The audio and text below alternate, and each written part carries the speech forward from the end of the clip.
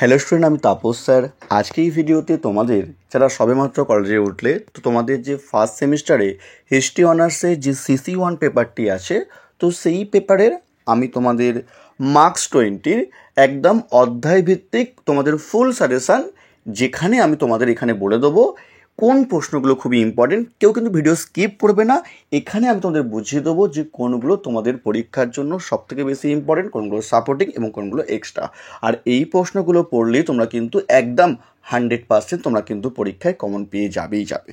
ঠিক আছে, তাই বোঝা। এখনও চ্যানেলটিকে সাবস্ক্রাইব করনি, অবশ্যই চ্যানেলটিকে সাবস্ক্রাইব করে রেখো এরকম ভিডিও সবার আগে পাওয়ার জন্য। তো দেখো, তোমাদের প্রথম প্রশ্ন, প্রাচীন ভারতের ইতিহাস রচনায় দেশীয় ও বিদেশি সাহিত্যের তুলনামূলক আলোচনা করো।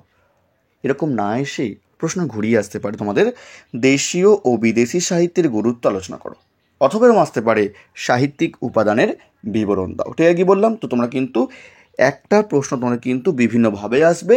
তো এই প্রশ্ন তোমাদের কিন্তু ভালো করে তোমরা করবে, কারণ একটি প্রশ্ন তোমাদের কিন্তু বিভিন্নভাবে আসতে পারে এবং ভেরি ভেরি ইম্পর্টেন্ট প্রশ্ন এবারের পরীক্ষায় আসার জন্য। তোমরা কিন্তু খুবই ভালো করে পড়বে এবং এটি তোমাদের কিন্তু পরীক্ষায় বিশাল বিশাল ইম্পর্টেন্ট এবারের কিন্তু পরীক্ষার জন্য। ঠিক আছে, কি বললাম? নেক্সট দেখো তোমাদের পরের প্রশ্ন। দেখো, তোমাদের 2 এবং 3 দুটি প্রশ্ন দেওয়া আছে। একে দেয় কিন্তু প্রশ্ন কিন্তু প্রবল চান্স, যদি বলো আমাকে 100-এর মধ্যে কিন্তু 100% চান্স আছে প্রশ্নটি। ঠিক আছে, এবার 2 এবং 3 দুটির মধ্যে কিন্তু একটি আসবে, দুটি কিন্তু আসবে না। যে কোনো একটি প্রশ্ন পরীক্ষা আসবে, হয় 2 আসবে, না হলে তোমাদের কিন্তু 3 নম্বর প্রশ্ন আসবে। ঠিক আছে, কি বললাম? আসতে পারে হরপ্পা বা সিন্ধু সভ্যতার বিস্তৃত আলোচনা করো, এই সভ্যতার বৈশিষ্ট্যগুলি আলোচনা করো। অথবা তোমাদের আসতে পারে শুধুমাত্র যে হরপ্পা সভ্যতার বৈশিষ্ট্যগুলি আলোচনা করো, ডাইরেক্ট 20 মার্কসে।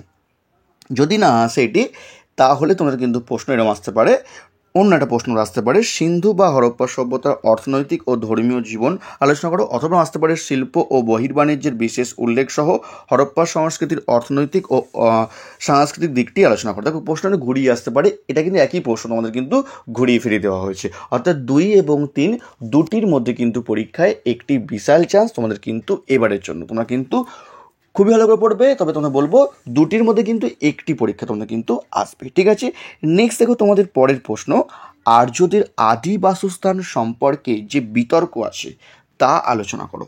ঠিক আছে, বা আর্য সমস্যা সম্পর্কে আলোচনা করো। ঘুরিয়ে আসতে পারে, একই প্রশ্ন কিন্তু, হ্যাঁ, এর তাৎপর্য লেখো। ঠিক আছে, 20 মার্কসের প্রশ্ন, প্রবল ইম্পর্টেন্ট এবারে কিন্তু পরীক্ষায় বিশাল বিশাল চান্স তোমাদের কিন্তু এবারের পরীক্ষার জন্য। নেক্সট দেখো তোমাদের পরের প্রশ্ন, ঋগ্বৈদিক যুগে অর্থনৈতিক, সামাজিক, রাজনৈতিক জীবন আলোচনা করো এবং এর সঙ্গে জয়েন্ট আসবে তোমাদের পরবর্তী বৈদিক যুগে এক্ষেত্রে কী কী পরিবর্তন লক্ষ্য করা যায়। মানে হচ্ছে ঋগ্বৈদিকের সঙ্গে পরবর্তী বৈদিক যুগের যে অর্থনৈতিক, সামাজিক বা রাজনৈতিক জীবনের কী কী পরিবর্তন দেখতে পাওয়া গেছে সেটা আলোচনা করো। দেখো, এখানে তোমাদের কিন্তু দুটি একসঙ্গে আসবে, তিনটি কিন্তু আসবে না। এরকম আসতে পারে অর্থনৈতিক সামাজিক জীবন, তার সঙ্গে তোমাদের আসতে পারে রাজনৈতিক জীবন, আর নাও আসে তোমাদের আসতে পারে অর্থনৈতিক সামাজিক জীবনের কী পরিবর্তন হয়েছে পরবর্তী বৈদিক যুগে, আর অথবা আসতে পারে ঋগ্বৈদিক যুগে রাজনৈতিক জীবন আলোচনা করো, এরকম আসতে পারে পরবর্তী বৈদিক যুগে এক্ষেত্রে কী কী পরিবর্তন লক্ষ্য করা যায়। এখানে তোমাদের দুটি আসতে পারে, তোমাদের কিন্তু সেইভাবে তোমরা তৈরি করবে। প্রবল ইম্পর্টেন্ট তোমাদের কিন্তু এবারের পরীক্ষার জন্য। একটি কিন্তু পরীক্ষায় অবশ্যই আসবে, 4 এবং 5 দুটির মধ্যে কিন্তু একটি অবশ্যই তোমরা কিন্তু কমন পাবে। দেখো, 1, 2, 3, 4, 5 এগুলো তোমরা সব থেকে ভালো করে পড়বে, কারণ এর মধ্যে তোমরা কিন্তু 3টে কমন পেয়ে যাবে। আর তোমরা জানো ভালো করে তোমাদের কিন্তু 20 মার্কসে তোমাদের কিন্তু 3টে লিখতে হবে এবং 5 মার্কসে তোমাদের কিন্তু 3টে লিখতে হবে। টোটাল 75 তোমাদের কিন্তু এক্সাম হবে। তার মধ্যে তোমরা কিন্তু এখানে তোমরা কিন্তু এই 5টা তোমরা কিন্তু ভালো করে পড়ছো। ঠিক আছে, এবং তোমাদের বলবো পরের যে প্রশ্নগুলি আছে, যদি কেউ হিস্ট্রি অনার্স বা পাস অনলাইন বা অফলাইন ক্লাস করতে চাও, তো ভিডিওর স্ক্রিনে এবং ডিসক্রিপশন বক্সে আমার ফোন নাম্বার দেওয়া আছে, তোমরা চাইলে কিন্তু আমার সঙ্গে যোগাযোগ করতে পারো।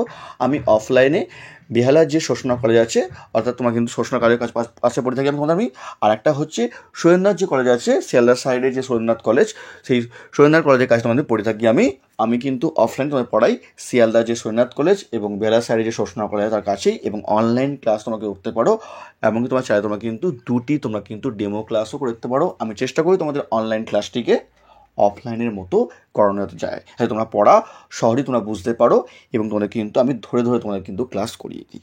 তোমরা চাইলে তোমরা কিন্তু ডেমো ক্লাস তোমরা কিন্তু করে দেখতে পারো। ঠিক আছে, নেক্সট দেখো তোমাদের পরের প্রশ্ন। দেখো, তোমাদের ষোড়শ মহাজন পদ সম্পর্কে টিকা লেখো, যেটি এবছর পরীক্ষার জন্য সব থেকে প্রবল ইম্পর্টেন্ট, ভেরি ভেরি ইম্পর্টেন্ট এবং আসার জন্য প্রবল চান্স। নেক্সট, খ্রিস্টপূর্ব ষষ্ঠ শতকে ভারতে প্রতিবাদী আন্দোলন সমূহের উদ্ভবের আর্থসামাজিক ও ধর্মীয় প্রেক্ষাপট কী ছিল? এটি আবার ঘুরিয়ে আসে, একই প্রশ্ন কিন্তু ঘুরিয়ে আসে, বৌদ্ধ ও জৈন ধর্মের উদ্ভবের কারণগুলি লেখো।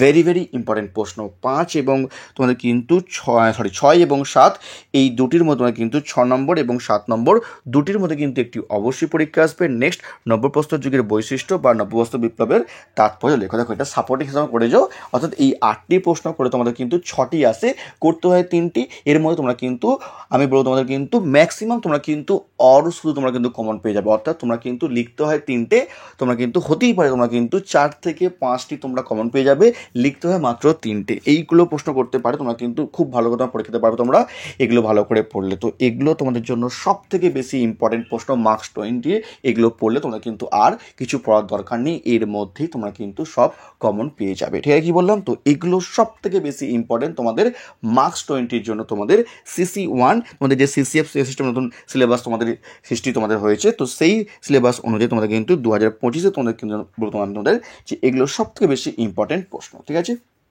তো এই ছিল তোমাদের CC1-এর সাজেশান। যারা নতুন অবশ্যই চ্যানেলটিকে সাবস্ক্রাইব করে রাখো এরকম ভিডিও সবাই পাওয়ার জন্য। আর খুব তাড়াতাড়ি তোমাদের কিন্তু মার্কস 5-এর যে সাজেশান আমি খুব তাড়াতাড়ি দেবো, তার লিঙ্কও এই ভিডিওর ডিসক্রিপশন বক্সে দিয়ে দেবো, তোমরা পারলে কিন্তু দেখে নিও। তার মতো এটুকুই।